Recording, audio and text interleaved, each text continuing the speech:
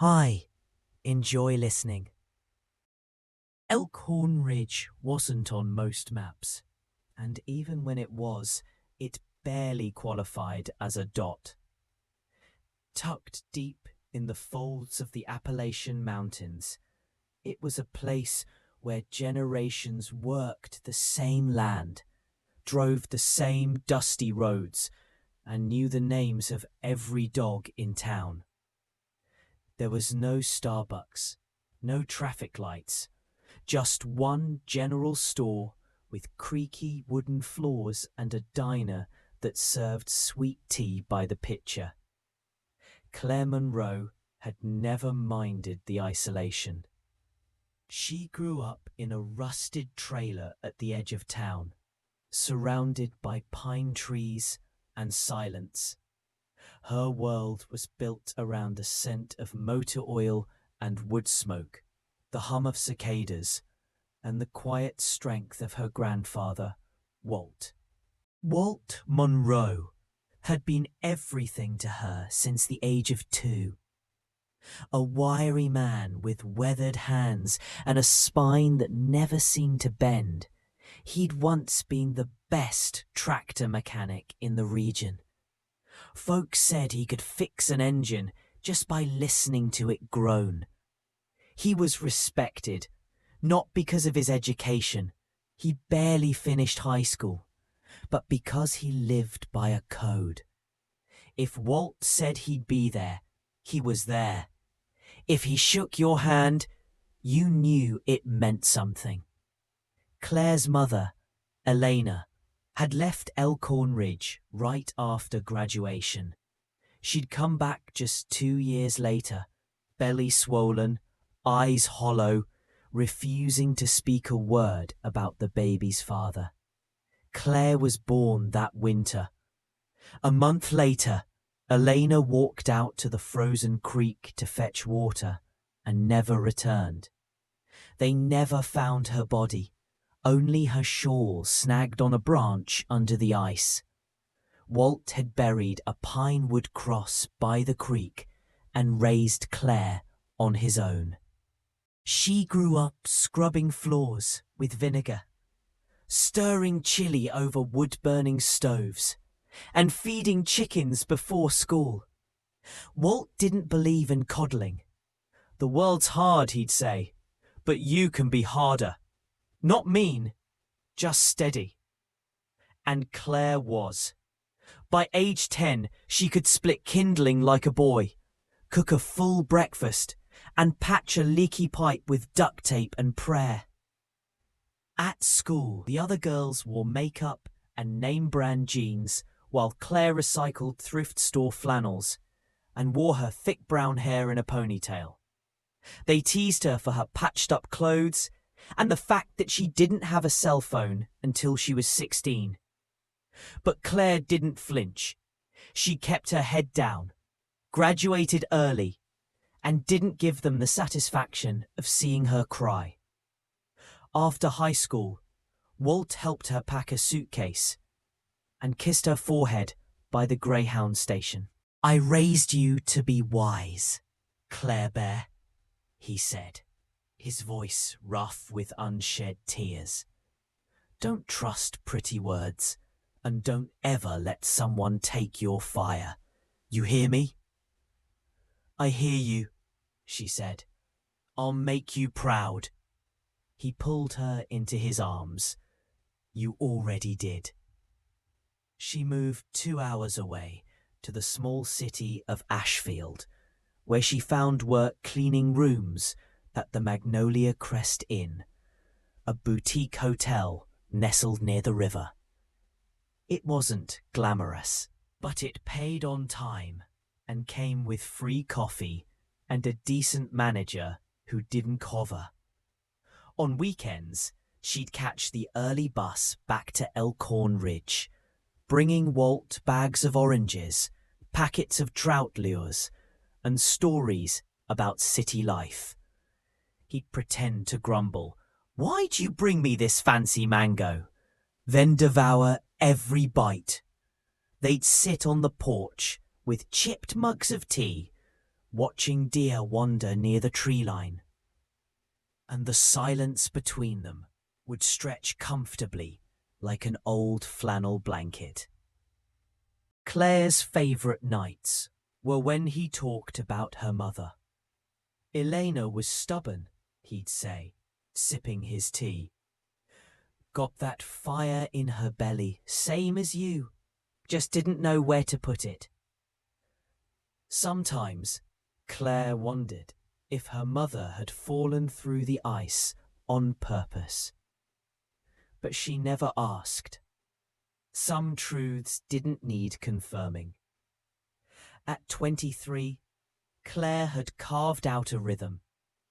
She worked hard, lived modestly, and saved what she could. Her life wasn't flashy, but it was honest. And then she met Derek. Claire met Derek on one of those grey, drizzly mornings when everything feels a little heavier than usual. The Magnolia Crest Inn had just called maintenance about a busted water pipe in one of the guest suites.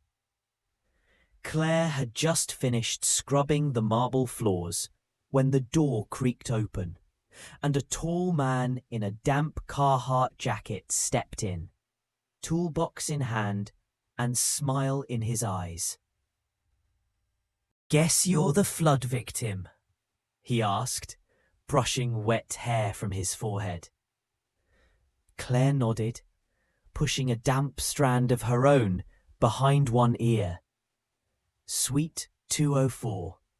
The bathroom's got a mind of its own," he smirked. "They always do." That was how it started. An exchange of glances, a half smile, and the kind of effortless conversation that felt like stepping into warm sunlight. Derek Miller wasn't flashy.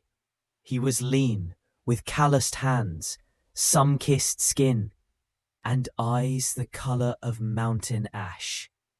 But it wasn't his looks that drew her in. It was his stillness.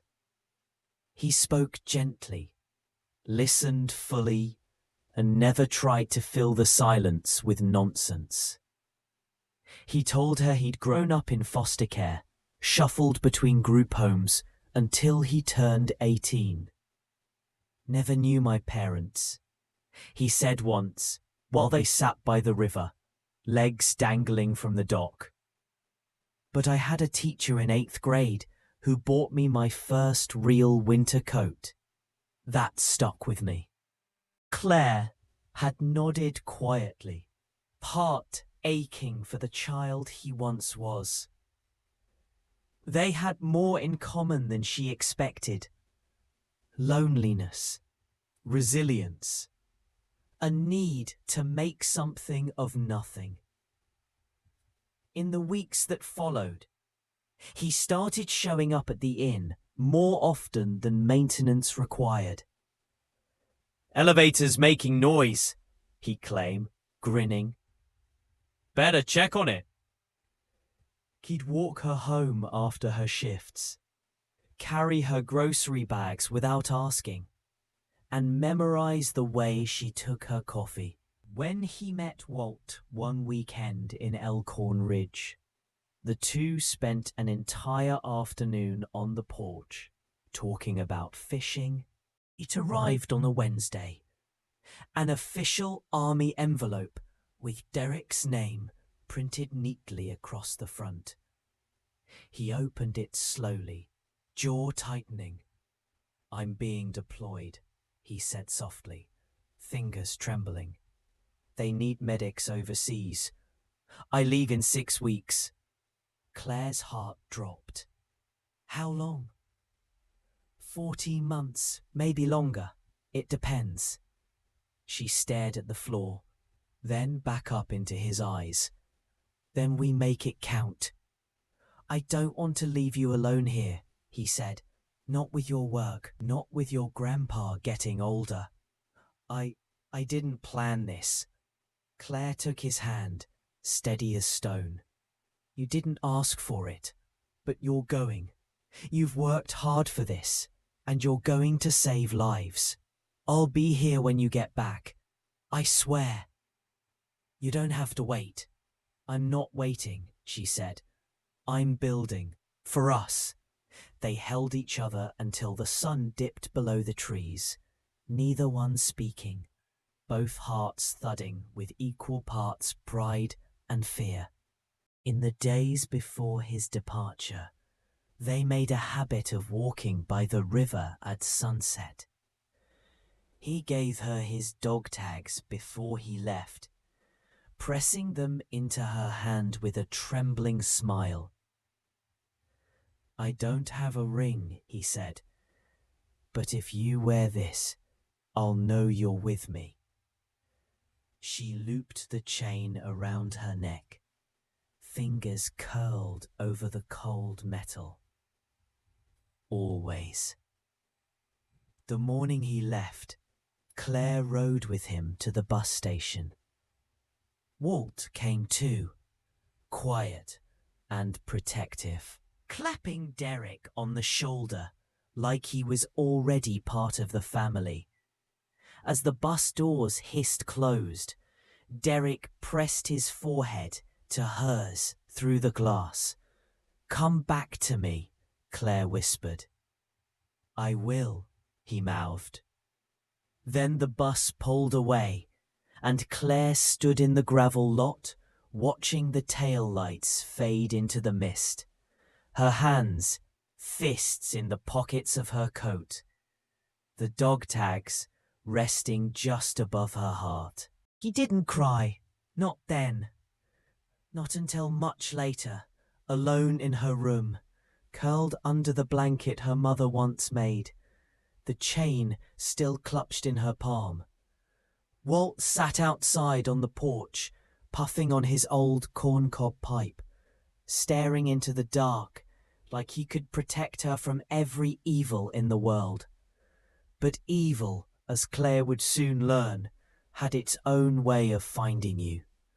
The Magnolia Crest Inn was quiet on weekdays, especially in the lull between the leaf-peeping tourists and the winter holiday crowd. Claire didn't mind the silence. She welcomed it. She spent her shifts moving between rooms with practiced ease, humming softly as she changed sheets, wiped down sinks, and restocked coffee trays. Each small act felt like a brick in the steady wall she was building for herself and Derek. Each shift bringing them closer to their future. But that piece started to fracture the day Tyler Banks walked through the lobby.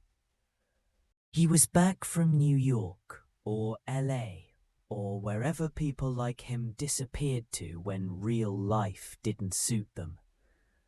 The hotel was owned by his father, Raymond Banks, a man with too much money and too few morals. Word was, Tyler had burned through 2 colleges and a trust fund before being welcomed home with open arms and a corner office that required no effort. Claire noticed him immediately, not because of his looks, though he was tall, handsome, and irritatingly well-dressed, but because of the way he looked at her. Not with curiosity, with entitlement. She kept her head down, focused on her work, but he always seemed to be nearby, leaning against the front desk, standing too close in the hallway, flashing that smirk like he knew things about her that she'd never told anyone. At first, she thought she was imagining it. But then came the comments. You're too pretty to be scrubbing toilets. Ever think about doing something easier? I know people. And then, what's a girl like you doing with a guy stuck overseas? Don't you get lonely? Claire smiled politely the first few times, brushing him off, hoping he'd get bored. But Tyler Banks wasn't the kind to walk away when he was told no. One evening, she was vacuuming the hallway when he stepped out of his suite and blocked her path. "Hey, Claire," he said, oozing casual charm. Claire stepped back. "You should really stay out of my way." He leaned in, voice low. "Don't be naive. You're not the first girl to play hard to get around here. But you might be the first to regret it." She shoved past him without another word. Her heart thundered as she finished her shift. She didn't tell anyone.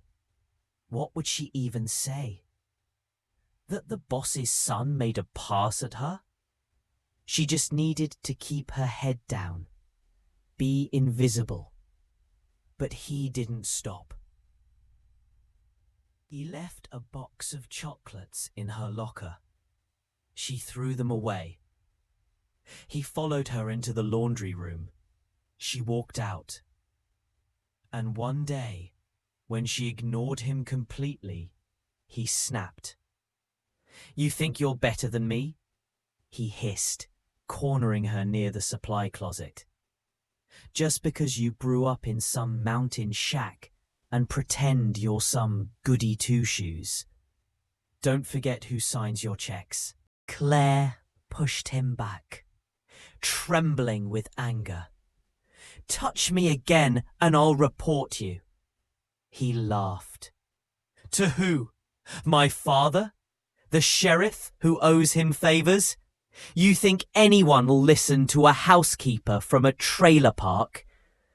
She stormed off.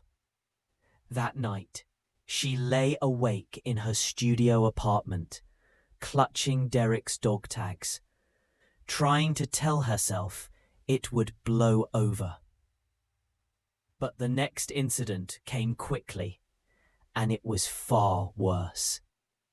The hotel hosted a fancy anniversary event for Raymond Banks and his wife. Guests arrived in limos, dressed in pearls. "Don't scream," he said, suddenly sober, "or I'll make sure everyone thinks you stole something." Before she could react, he dragged her into one of the unoccupied rooms, Suite 306. She fought, she kicked, she screamed once, before he slammed a hand over her mouth and shoved her to the floor. She would never forget the smell of his cologne, the weight of him, the rage and helplessness that tore through her as he crushed her body and her soul. When it was over, Claire lay curled on the carpet, blood on her lip, eyes wide with horror. Tyler zipped up his pants and sneered. "You tell anyone and you'll regret it. I know people, Claire, big people. You don't." He turned to go, then looked back. "Smile a little tomorrow, would you? You've got a job to keep." When the door shut, she curled into herself and sobbed until dawn. The next morning, Claire didn't go to work. She couldn't. Her body ached. Her lip was swollen. Her arms were bruised where she'd fought him. But it was her soul that felt the most broken. Every movement felt unreal, like she was floating above herself, watching some other girl move slowly through the motions of survival. She showered 3 times, scalding water peeling her skin pink, trying to scrub away the feel of his hands. But nothing helped. When she looked in the mirror, she didn't recognize the woman staring back. She called in sick to the hotel, voice hoarse and flat. Her manager, unaware of the truth, told her to rest and check in tomorrow. Claire agreed, then hung up and sat on the edge of her bed, wrapped in a blanket, knees pulled to her chest. The dog tags around her neck felt like a lead weight. She wanted to call Derek, to hear his voice, to tell him what had happened. But how could she? What could she even say? That she was dirty now? That while he was fighting for his country, she'd been attacked in a hotel hallway 2 miles from home? She imagined his face, his anger, his pain. The image alone was too much. And Walt, God, if Walt found out. She could already see him storming into the bank's estate with a rifle, ready to avenge her. He'd get himself arrested, or worse. And even then, what would it solve? Tyler had... It took everything in her to walk through the doors of the Magnolia Crest Inn. Her limbs moved like they didn't belong to her. Every step through the hallway where it had happened, sending tremors up her spine. Tyler was gone. Off on a retreat, someone said. A luxury trip to Vermont, or maybe Colorado. Claire didn't ask. She focused on the motions. Clean, fold, restock, breathe, repeat. But nothing was the same. The others noticed her silence, the tired look in her eyes. One of the front desk girls asked if she was okay. Just tired, Claire replied. That's all. Weeks passed. The bruises faded. The memory didn't. And then came the morning sickness. At first, she thought it was stress, nausea brought on by exhaustion and trauma. But when the symptoms didn't go away, she bought a test at the pharmacy across from the laundromat. She took it in the bathroom of her apartment. The plus sign appeared within seconds. Claire sank to the floor, the test clattering from her hands. Pregnant. Her chest tightened so hard she couldn't breathe. Her vision blurred. She curled into a ball on the tile floor and sobbed until her body was dry and empty. She thought of Tyler, of what he'd done, of the cold look in his eyes as he left her bleeding on that hotel carpet. And now this. The horror of it was suffocating. But even as the storm of grief swirled inside her, another feeling began to bloom. Small, trembling, but steady. It wasn't clarity. It wasn't strength. It was defiance. She had survived. And now she was carrying life. It didn't matter that he hadn't been wanted, hadn't been chosen. This child was hers. And Claire would not let Tyler Banks be the end of her story. She stared at her reflection in the mirror, tear-streaked and pale. Her hand moved protectively to her stomach. "You won't grow up knowing what he did," she whispered. "You'll only know what I do now." She would have to tell someone eventually. Go to the police. Face the doubt, the judgment. But not yet. First, she had to survive the day. Then the next. Then the next.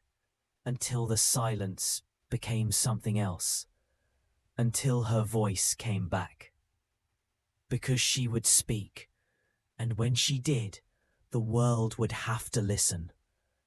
Claire kept her secret like a glass bottle, tucked deep in a drawer, fragile, volatile, and one bad shake from shattering. Weeks turned into months, and the whispers started. In a town as small as Cressmont, no change went unnoticed for long. People at work began to glance at her stomach when they thought she wasn't looking. Her manager pulled her aside once and asked gently, "You okay, honey? Need some time off?"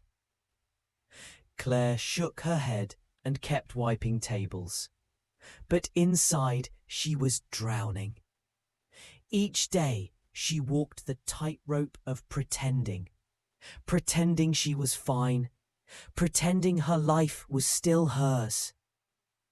She hadn't seen Tyler since the night he'd stolen everything from her.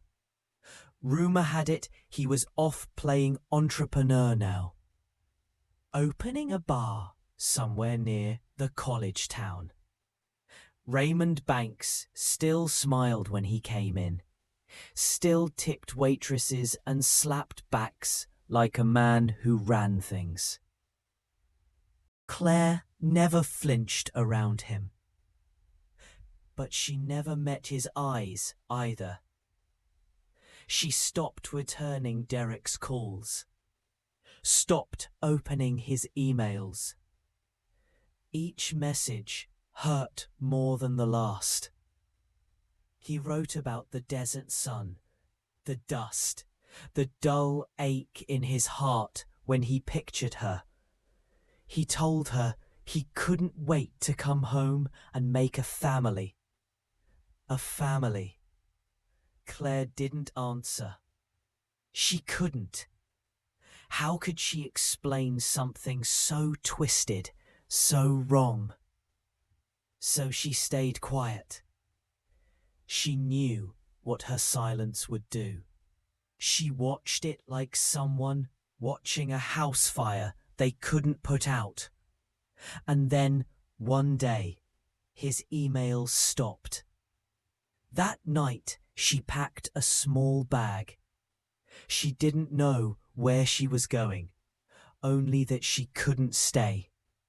The next morning, before the sun rose, she left her key on the counter of her apartment and walked away from everything she knew.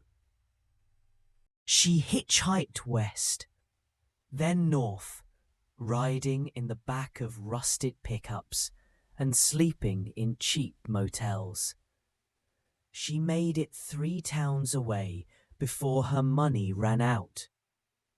She wandered along the outskirts of a wooded area where the river bent and widened, feeding into the old lumber basin.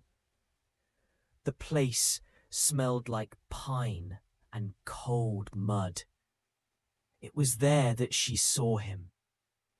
He was sitting on the riverbank beneath a collapsed dock, a heavy coat pulled around his thin frame, a tin pot of something steaming beside him. At first she almost turned away. She didn't want to be near anyone, much less a stranger. But her legs were shaking, her skin clammy with cold. He looked up and blinked. "You lost?" he asked, not unkindly. Claire hesitated. "Just tired." He motioned to the log beside him. "You can sit. Fire's warm." She didn't sit, but she didn't run either. "Name's Eli," he said. "Most folks around here don't care much for company, but I won't bite." She studied him, mid-60s maybe, thin, with eyes that had seen too much and said too little. His hands were worn, fingers calloused. But there was no threat in his voice, no sharpness in his stare. She stepped closer. He handed her a dented metal cup. "It's just broth. Ain't fancy, but it helps." Claire took it. The warmth soaked through her fingers like mercy. They sat in silence. Over the days that followed, Claire returned. She never said why, and Eli never asked. She slept in the abandoned storage shed behind an old canoe rental shack. He offered her blankets, canned food, clean water. She offered nothing but presents. Eventually, he spoke. "You've seen something bad." Claire stared at the fire. He didn't push. One morning, as mist curled off the river and the first light painted the trees silver, she whispered, "I'm pregnant." Eli nodded slowly. He didn't react with surprise or judgment. "I figured," he said, "been around long enough to read people. But I know better than to ask what happened." Claire's throat tightened. "It wasn't wanted." Eli stirred the fire. "That doesn't make the child any less yours." She looked at him. "Why are you helping me?" He paused. "Because someone once helped me when I was broken. And because sometimes the only thing standing between a soul and the abyss is one person who doesn't walk away." A lump rose in Claire's throat. Eli leaned back. "Stay as long as you need. The river doesn't judge." And for the first time in months, Claire felt something close to safety. Not happiness, not hope, but shelter. The first snow came early that year. Claire stood at the edge of the river, breath rising in puffs, her coat zipped tight over her now visible belly. The trees along the banks had lost their leaves, their bare limbs clawing at a pale grey sky. The wind carried the scent of wood smoke and frozen pine. It had been nearly 2 months since she'd arrived. She still hadn't told Eli the full story, but he didn't need it. He gave her space to breathe. And in the quiet rhythm of the days, splitting wood, boiling rice, listening to geese pass overhead, she felt something she hadn't in a long time. Time, space, silence that didn't ache. She watched Eli in awe sometimes, how he moved with the land. He knew where the river curved safest in the snow. He knew which driftwood made the best fires. He talked to the birds like old friends. In town, they called him the Riverman, a harmless relic, half ghost, half legend. To Claire, he was the first real kindness she'd known in a long time. He didn't offer advice. He didn't try to fix her. He simply was. And she needed that more than she'd realized. One evening, as sleep tapped gently against the roof of the old shed where she slept, Claire jolted awake from a nightmare. The same one that came often now. Tyler's face above her. Laughter twisted into something cruel. Her hands trembling, her legs frozen. She sat up, gasping. Seconds later, there was a knock on the door. "It's just me," Eli called softly. "You know," he said, settling down on the edge of an overturned crate. "My wife used to wake up screaming too, after the accident." Claire glanced at him. It was the first time he'd ever mentioned a past. "She was driving," he said quietly. "Rain was bad. She didn't see the other car until it was too late. She lived. The other driver didn't." He paused. "She never forgave herself, even though it wasn't her fault." Claire's voice came out in a whisper. What happened to her? She left, he said. I think she thought she was protecting me. But grief does strange things to people. They sat for a long time in the hush of the cold night. The only sound, the wind scraping across the river ice. Then Claire said something she hadn't even known she was ready to speak. He raped me. The words hovered in the air like a gunshot. Eli didn't flinch. He only nodded, slow and solemn. Claire stared at her mug. I didn't fight hard enough. I froze. I told myself it wasn't happening. And when it was over, I didn't go to the police. I didn't tell anyone. You survived, Eli said gently. But it changed me. It ruined everything. He shook his head. It didn't ruin you. He tried to steal your voice, but you're still here. That matters. Claire swallowed. Her throat burned. I'm having his child, she said, eyes glassy. What kind of life is that? Eli looked at her belly, then into her eyes. It's your child. By mid-December, the town of Delmer was covered in snow. The river slowed to a creeping glass sheet. Claire walked into the local clinic one morning, heart thudding like a drum. She gave her fake name, Elena Moore, and sat through the checkup with hands clenched tight in her lap. It's a girl, the nurse said kindly, handing her the ultrasound photo. Claire stared at the blurry outline, tears stinging her eyes. A girl. The nurse smiled. You got a name picked out?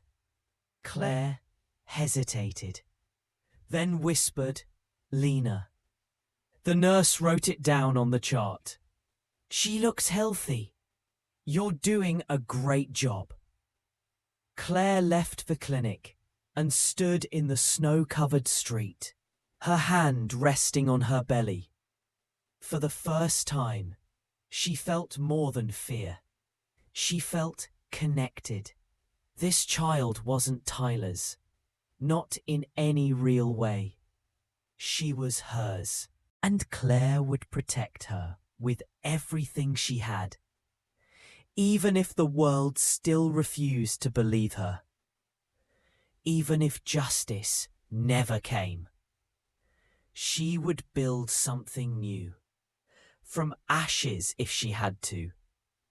And maybe, just maybe, she'd find the courage to speak her full truth aloud. One day, winter deepened, and with it came stillness. The days grew shorter, the nights colder, and Claire fell into a quiet rhythm, chopping firewood, boiling water for tea, sewing tiny clothes from scraps Eli found in town. Each kick from the baby reminded her life was still moving forward, even if the past still clung like smoke. She hadn't spoken Tyler's name again since that night with Eli. She didn't need to. Some things once named became too heavy. And yet, in the silence, the memories lingered. Eli noticed. You ever write things down? He asked one afternoon, while mending a fishing net. Claire looked up. Like a journal? Or a letter, he said. Sometimes it helps, saying the things you can't say to anyone else. She thought about that. That night, after Eli went to sleep in the old camper trailer he called home, Claire sat by the fire and opened one of the worn notebooks Eli had given her. She stared at the blank page for a long time, Then she wrote, "Dear Derek, I don't know if you'll ever read this. Maybe you've moved on. Maybe you hate me for disappearing. Maybe you still check your emails sometimes and wonder what you did wrong. The truth is, you didn't do anything wrong. But something terrible happened to me. And I couldn't tell you. Not then. Not with the shame burning so deep I couldn't breathe. I was attacked. His name doesn't matter. What matters is I survived. And now I'm carrying a child. I'm not writing for sympathy. I'm writing because I need to believe I can still be honest. Even if it's just here on this page. Her name will be Lena. I don't know what the future looks like. I don't know if I'll ever be able to come back. But I hope you remember the version of me that laughed easily and believed in good people. I hope one day I can find her again. Claire." She stared at the page for a long time, heart aching. Then she turned the notebook over, held it over the fire for a moment, and changed her mind. Instead, she tore the page out gently, folded it, and placed it in the small tin box where she kept the ultrasound photo. Some truths deserved to be preserved, even if never mailed. A week later, Eli came back from town with a newspaper and 2 brown paper bags. "Got you apples," he said, handing her one. "Also, thought you might want this." He slid the newspaper across the table. Claire didn't think much of it, until her eyes caught the headline, "Kyla Banks launches new nightclub in Phoenix." Below the title, a smiling photo of Tyler, arms slung around 2 women, sunglasses perched on his forehead like a crown. Claire froze. Her hands began to shake. Eli watched her, his face unreadable. "I thought maybe," he said gently, "you'd want to know he's still out there." She nodded slowly. He gets to smile, to pose for pictures, to move on. Eli didn't answer, but his jaw tightened. Claire folded the newspaper and tucked it beneath her cot. Later that night, she stood outside under a blanket of stars, breath turning to steam. She thought about justice, about all the women who never got it, all the stories no one believed, all the men who kept smiling, opening nightclubs, shaking hands. She closed her eyes. Not rage, not vengeance, something colder, quieter, resolve. The next morning, she asked Eli, "Do you still have that old camera you mentioned?" He raised an eyebrow. "I think so. Why?" "I want to take a picture," Claire said. "Of me, of her." He nodded, understanding more than she said. They waited for sunset. The snow had just begun to fall again, soft and slow like feathers. Eli set up the old camera, adjusted the focus. Claire stood by the frozen river, wrapped in a long coat, with one hand resting on her stomach. "Ready?" he asked. She nodded. Click. It was a simple photo.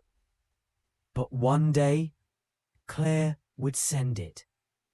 Maybe not to Derek, maybe not to anyone she knew, but to the world, somehow. Proof that she had survived, that she had become something more than what was done to her. That still waters run deep, and beneath their silence, strength waited. Snowdrifts towered like silent sentinels around Eli's shack, and the river was now fully frozen. Inside, Claire huddled near the wood stove, her belly round beneath her oversized sweater. Her fingers ached from sewing, her ankles swollen, her sleep fractured by dreams that slipped between past and future. Each day, Lena grew stronger, and each day Claire felt the weight of the world pressing in. Something had shifted in her since seeing Tyler's smiling face in the paper. She couldn't unsee it. The ease of his life, the luxury of forgetting, the freedom he had stolen from her. While she hid in the wilderness, he opened champagne. While she boiled river water to bathe, he bought silk sheets. She told herself she was stronger now, but strength wasn't always enough.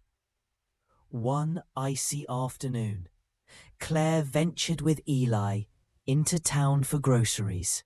It was the first time she'd been there in weeks. The small store was warm, filled with the scent of oranges and wood polish. No one paid her much attention, just a quiet girl with tired eyes and a growing belly. But while Eli loaded supplies at the counter, Claire's gaze landed on a flyer pinned beside the register. New Year's Eve party, hosted by Tyler Banks, Velvet Room Phoenix. Her stomach twisted. A storm surged inside her. Not fear, not grief. Something new, something bold. She walked outside into the brittle cold, her breath coming fast. Eli joined her minutes later, his hands full of bags. "You all right?" Claire nodded, then shook her head, then whispered, "I can't stay hidden forever." "You don't have to prove anything to anyone," Eli said. But Claire wasn't sure that was true. That night, she wrote a second letter to the editor of the Phoenix Daily Chronicle. "You recently ran a glowing feature on Tyler Banks, calling him a young innovator and a visionary. I wonder if you would still say that if you knew what he did to me. Last summer, I was working as a maid at the Lakeside Inn. One night, Tyler Banks cornered me in one of the suites. He locked the door. He assaulted me. I didn't scream. I didn't fight the way people expect. I froze. And then I disappeared. I ran because I was afraid no one would believe me. Because men like him always seem to walk away clean. But I'm not afraid anymore. And I'm not the only one. My name is Claire Matthews, and Tyler Banks is not a hero. Claire." She sealed it in an envelope the next morning. Eli stared at her as she handed it to him. "You sure?" "I have to," she said. "Even if no one listens." He nodded slowly. "I'll drive it to the post office today." And then he placed a hand on her shoulder. "I'm proud of you." The next days passed like the pause between thunder and lightning. Claire waited. Every noise outside made her jump. Every time a truck passed on the road near the river, her heart pounded. What if Tyler found her? What if he read the letter? What if the newspaper ignored it? What if someone else came forward and wasn't believed? But when nothing happened, a deeper question emerged. What if justice never came? Could she still live with that? She woke to find Eli sitting on the porch, clutching a letter. She opened the door. "What is it?" He looked up slowly, eyes dark. "It's from the newspaper." Claire took the envelope with trembling hands. Opened it. Inside was a brief note. "Dear Ms. Matthews, we received your letter. We take all such claims seriously. At this time, we are reviewing legal implications and will reach out for any further information should we choose to proceed. Phoenix Daily Chronicle." Claire stared at the words. No apology, no comfort, just cold process. "They're not going to print it," she said flatly. "They're scared of a lawsuit. Or maybe they don't care."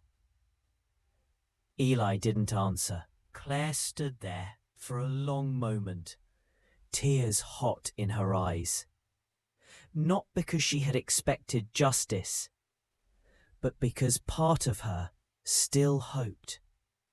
"I was stupid to think it would matter," she whispered. "No," Eli said. "You were brave. Bravery doesn't mean anything if no one listens." Eli rose slowly. "You didn't speak so they'd listen. You spoke because you needed to. That matters." But the fire inside Claire was rising again. She walked inside, pulled out the ultrasound photo and stared at it. "I'm going to tell the whole world if I have to," she said, "even if it's just one person at a time." That night, she posted her letter on a forum for survivors. Then another. She didn't use a fake name anymore. Within hours, the comments began to appear. "I believe you. Me too. I'm so sorry." He did. Another voice, then another, and then another. She stared at the screen, hand over her mouth. She wasn't alone anymore. She never had been. The sun hung low, pale and cold, as January unfolded with biting winds and bone-deep chill.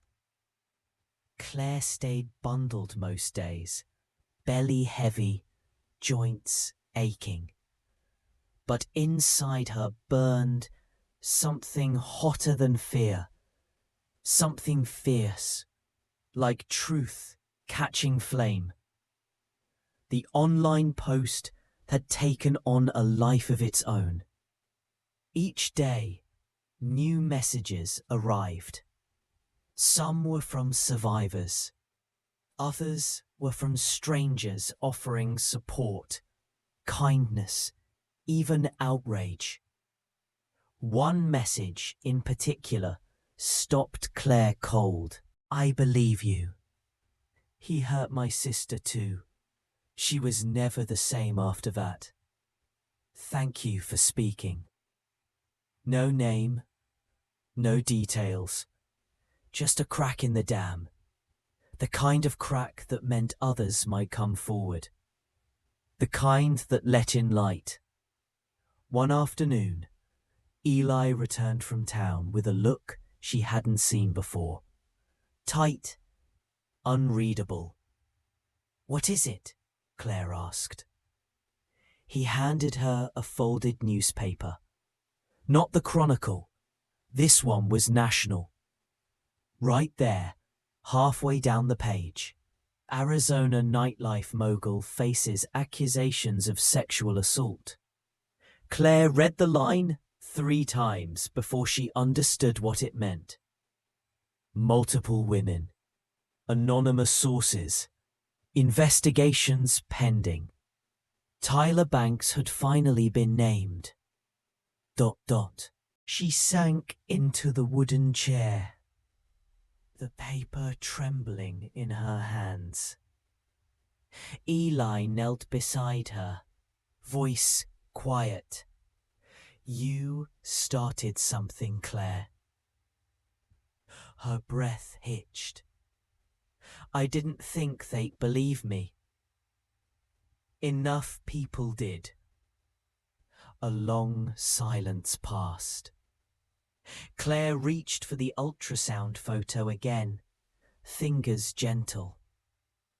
"I want her to grow up knowing I didn't stay silent." That evening, as snow fell in slow spirals, Claire sat near the fire while Eli chopped wood outside. She watched the flames dance and flicker.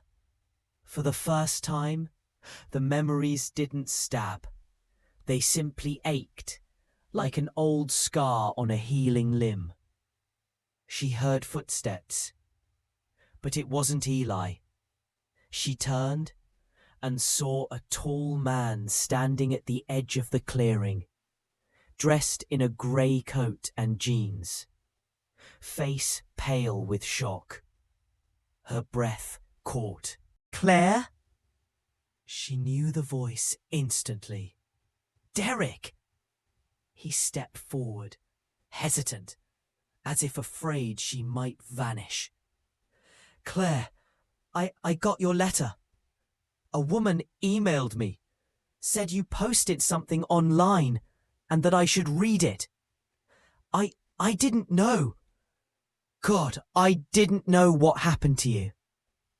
Her legs didn't want to work, but her heart pulled her up. She crossed the room slowly. Derek opened his arms. Claire hesitated only a second before stepping into them. She didn't cry. Not yet. He held her like someone holding on to something fragile and priceless. "I looked for you for months," he whispered. "I thought you were gone."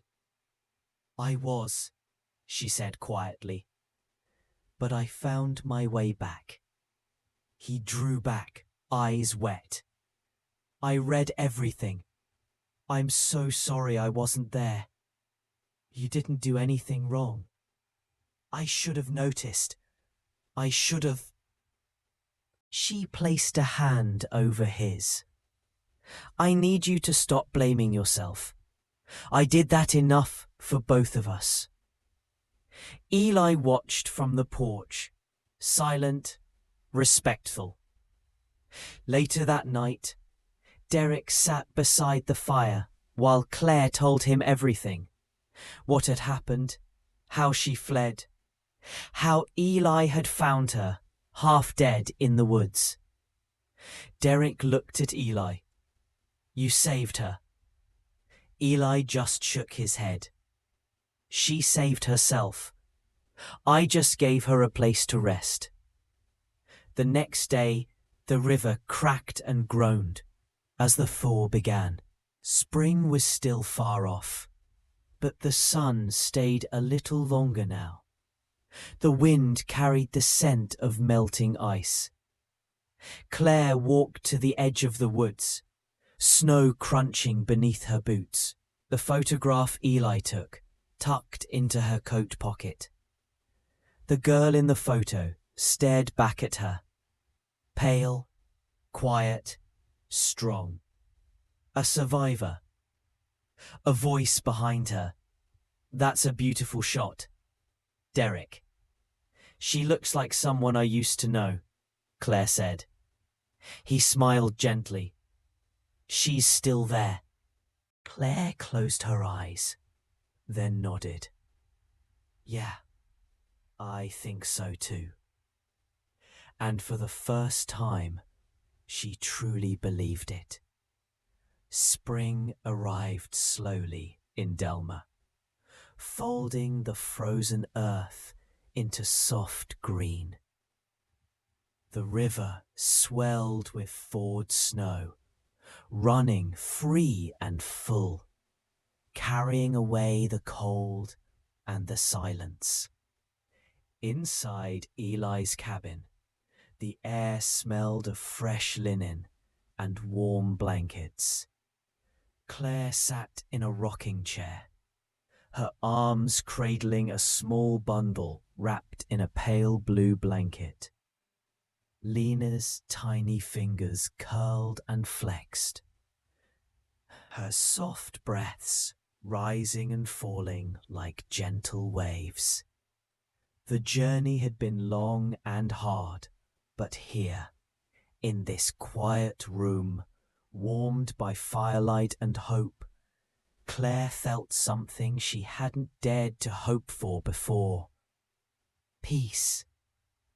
Derek stood nearby, watching quietly. His eyes traced every delicate movement, every breath. He reached out and touched Claire's hand. "We'll figure this out," he said softly. "Together." Claire smiled, squeezing his hand. She looked at Lena, her daughter, a symbol of strength, survival, and new beginnings. "No matter what happens," Claire whispered, "this little light will never go out." The past was still there, shadows lurking in memory, but Claire no longer carried them alone. She had found allies in Eli, in Derek, and in the growing community of voices who refused to stay silent. Together, they had ignited a fire too bright to be ignored. As Lena opened her eyes for the first time, the room filled with soft morning light, a promise of tomorrow, of healing, of a life rebuilt. Claire kissed her daughter's forehead. "Welcome to the world, Lena." And with that, the future began. Still Waters ends with the quiet strength of a survivor. A family formed not by perfect beginnings, but by courage, love, and the hope that even after the darkest storms, the light returns. If you like the story, I would be very happy to have your support. Click the thumbs up. And to not miss new stories, subscribe and click on the bell. Thank you from the bottom of my heart, and all the best.